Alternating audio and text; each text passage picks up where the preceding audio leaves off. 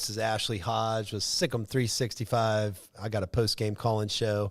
What a day to do it after another loss to TCU in Foster Pavilion. They're 2-0 in Foster.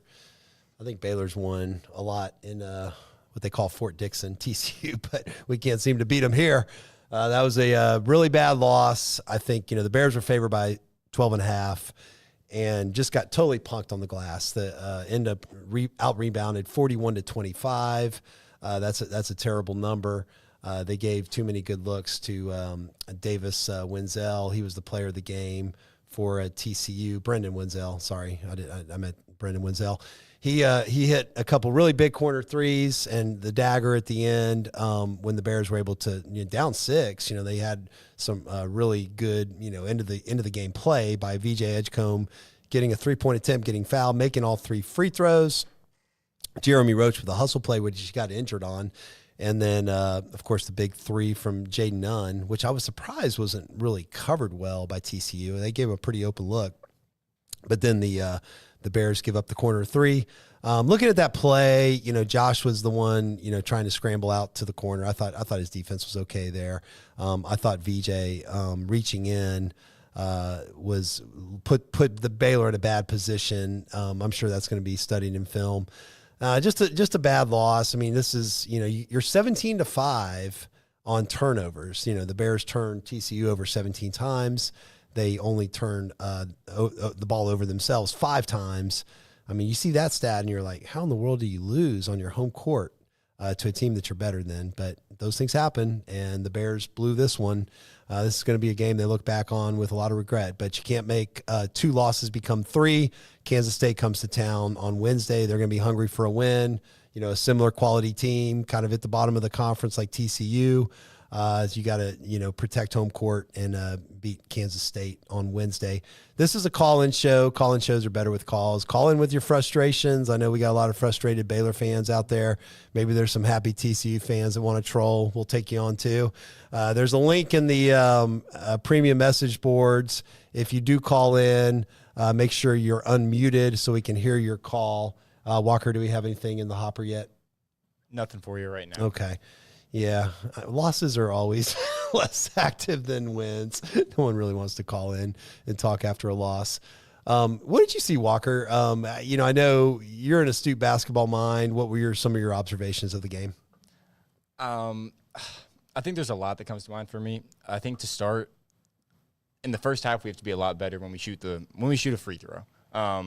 I saw at one point we were shooting about 57% from 3, 45% from the field, and we were shooting 40% from the line. Right. That's just unacceptable. I mean, you just kind of have to get to that point where we made most of our last ones. We end up 67%, but we started off poorly. We had a chance for separation, and we didn't take advantage. It feels of like that. we could have been up about 15-20 at halftime, and they shrunk it to about 8, and it just kept on giving them chances to get back in the game.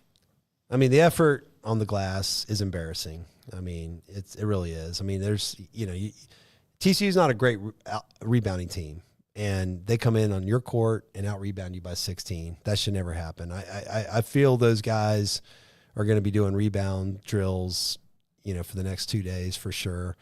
That's a surprising number, given how well Josh has been rebounding lately and Norchad. Both of them just way below their normal standard. And then VJ also, only 4 boards for him, only 1 defensive board. And those are your guys playing heavy minutes, so that just can't happen. You got to get better effort on the glass. And just so many times when they needed a rebound and Trezarian White comes in and, gets a couple rebounds and putbacks, and Jace Posey also. Got a little cold, so sorry for the sound bite with the cold. Call in. The link is in the premium chat. We'd love to hear from you. Give us your comments on the game. Let me see if I got any comments from text that I want to read.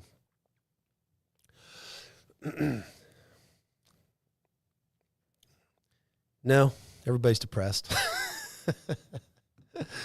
I mean, this Kansas State game's a big one. We need Baylor fans there for that one. I think, it's interesting. They made a switch in the starting lineup You're going with, Robert Wright for Jaden Nunn. And Robert Wright ends up playing 36 minutes. He has 8 assists, only 1 turnover. That's terrific. 5 steals. Really active. Didn't only scored 6 points. But I thought he played solid. Roach, 4 for 15, 3 for 9 from 3. Just not giving you offensively what you need from him and what you're expecting, from a 4-year college starter at Duke. Norchad, was 20 points, 5 rebounds, had a couple blocks, had the 3 turnovers. So he has 3 of Baylor's 5 turnovers. And then VJ, 6 for 16. He is 5 for 5 from the line. He has 4 assists, 3 steals. He gives you kind of, his normal output, 18 points. That's good. Josh is going to come in here. We'll ask him about it, but 2 points, 3 rebounds, 25 minutes. You need more from him. Jaden Nunn off the bench gives you 8 points, 3 rebounds, 2 assists, 1 steal, only 1 turnover. And it was good to see Jalen Celestine back. Jalen had missed, every game since the Utah game, and he comes back and was 2. I think he hit his first 2 threes, and then he missed his next 2. But 2 for 4, that's good work. It's only 16 minutes. He does have a rebound. You're going to need a lot of activity from him on the glass. I did hear Langston's going to be back sometime in February. That's the plan. So hopefully we get him back, early February and have a full complement of players. But it's a bad loss. And, you're looking now at, being dangerously close to the bubble of the NCAA. You're looking at your wins and, other teams that you're playing keep losing. Like Connecticut, has not been as advertised. Gonzaga's lost a couple, big ones. Iowa State's, really good. Arizona's been good, but they lose 1 to Texas Tech. And then Tennessee's solid, obviously very good. But you're not getting, St. John's is helping us a lot. That's a big win. Arkansas has been awful in the SEC. I think they're 0-5, aren't they? In the SEC? I think you're right. 0-5, yeah. So they're probably going to miss the tournament, or they're tracking that way. And that win's not going to pay much dividends. Then you got Cincinnati and Arizona State, one of those a road win, and then Utah. But this, TCU's at number 84 in the metrics. It's a bad loss. I mean, this is going to be one that you wish you had back. I mean, you got to take care of home court, and you got to beat teams like this. I mean, if you're going to lose at home, you don't want to lose to a better team like Kansas or Houston. You don't want to lose to teams that you should comfortably beat, that you're favored by almost 13 points against. So hopefully they really focus and get ready for Kansas State, and then they have the Utah road trip, and really need to go 2-0 on that Utah road trip now. I mean, those were games. BYU's predicted to be a loss before this result, and then Utah is predicted to be a close game. But you're going to have to find a way to win both those games and really redeem this loss here. And then you got some really big games coming up. Kansas, Texas Tech, UCF's tough. They're coming in here. That's a better team than TCU, I think. And then you got, Houston away, and then West Virginia playing really good basketball, Arizona, then Colorado. That's probably your easiest game left. Either Colorado or Oklahoma State at home is probably the easiest one left. But there's no easy games in the Big 12, as TCU showed us tonight. And if you don't come to play and you don't put the effort on the glass, you will leave with a loss. And TCU, they know how important this rivalry game is, and they took care of business. So that's all we got to say about that. Any calls in the hopper yet? No calls. Any comments in the chat at all? This may be a short post game. We're going to wait a little bit for Josh. Who knows if he shows up. But we won't linger too long. Looking at the Big 12 ahead this week, would you say, I think obviously Houston's in the driver's seat. They got a big road win at UCF. Iowa State falls to Texas Tech. Congratulations. Or not Tech. Who beat them? West Virginia. West Virginia. Of course. Why would I forget that? Arizona, loses to Tech. Tech got a good, win at home there. So those 3 teams, 6-0, and the 2 5-1 teams, Kansas, they're lost to Iowa State earlier in the week, but bounced back with a victory against Kansas State. They go to TCU Wednesday, so hopefully TCU will be riding high and find a way to upset Kansas at home. But Houston looks like the class of the league right now. Iowa State, certainly going to have a lot to say about it. But would you agree those two teams are probably the two best teams in the league? I think so. I mean, I think that there's a lot that we saw out of the Iowa State Kansas game, and then we saw kind of Iowa State go away from that. Right. And I think that them and Houston are going to be the two best teams in the Big 12, and I think that there's a little bit of a drop because Kansas just hasn't been as strong as we've seen. Right. And I could be wrong about that, but that's just my opinion. Yeah, and Houston's playing two sophomores, but they're playing a lot of guys that are seniors, been in the program a long time, Juwan Roberts, LJ Cryer, Miles Zuzon came from Oklahoma, but Emmanuel Sharp's been there a while. Tugler's a second-year guy. Francis, has been there a while. Malik Wilson, Terrence Arsenault. They've done it in this new era of roster turnover with stability, and you could see how important that is. And then Iowa State's kind of, cut out of the same cloth as well. Iowa State's, more of a veteran team.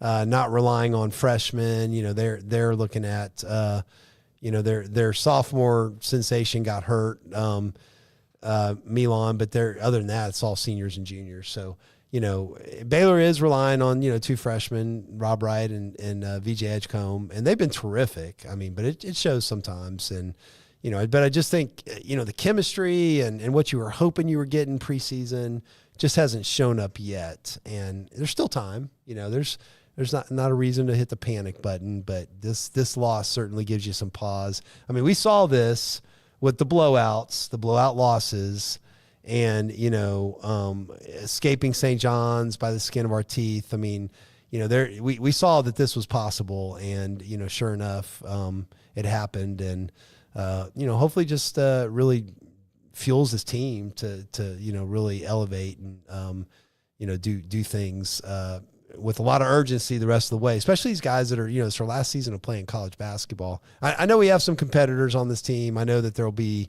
a lot of people that, definitely will look themselves in the mirror and hopefully play with a lot more effort and urgency. But, just a bad loss. And you got a national TV audience. You're on ESPN. It's an opportunity to really show the nation, this amazing arena. And, I thought the arena was good. I didn't think the crowd did its part like they could have. There were some times in the game where they were loud, but, really against a rival team like that should have been way more into the game. And, us fans have to, look ourselves in the mirror as well and try to do everything we can to get our team a win at home. And hopefully they can take that to heart in what's going to be a cold night, Wednesday night, when Jerome Tang in Kansas State comes to town, because he's beaten Scott, I think, 3 times out of the 3 times they played him. So it's time to take care of home court advantage and win that game and start getting on a little bit better taste in your mouth as we go forward. Still, any calls? We got a call. I got a comment for you. We got a comment. All right, any concerns with Baylor becoming a one-and-done factory? It's a good question. Yeah, I mean, I don't think it works. I think it's you want to get the most talent you can, and obviously Duke is incredible this year, and they're mixing in some one-and-done guys. The best one in the country, Cooper Flagg, but. They have veteran guys too. They've mixed it with a lot of vets, and that's what we tried to do. I just think, it's we're better on defense today. The rebounding numbers were terrible. I'm just seeing if Ken Palm hasn't updated yet. I was waiting for that to update, just see how bad it looked on the metrics. But it's inconsistency. Like, one thing you get from veterans is consistency, more consistency. When you play younger players, a little less consistent. Although, Jeremy Roach hasn't been as we expected either. He's been solid. I think he's a great teammate. I think he's loved the interview I did with him preseason.